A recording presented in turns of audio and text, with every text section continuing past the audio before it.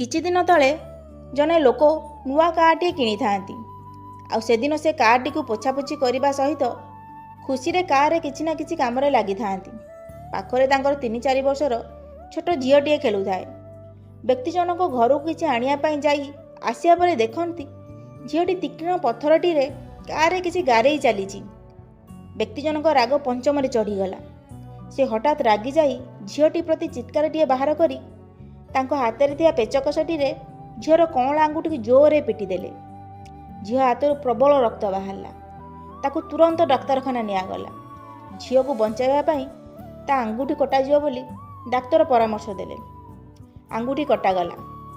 ବାପା ଲୁହ ଭିଜା ଆଖିରେ ଯେତେବେଳେ ଝିଅକୁ ଦେଖିବାକୁ ଆସନ୍ତି, କଅଁଳ ମୁହଁରେ ବାପାକୁ ଚାହିଁ ଗୋଟିଏ ପ୍ରଶ୍ନ, ବାପା ମୋ ଆଙ୍ଗୁଠି ପୁଣି କେବେ କଅଁଳିବ? ବାପା ନିରୁତ୍ତର।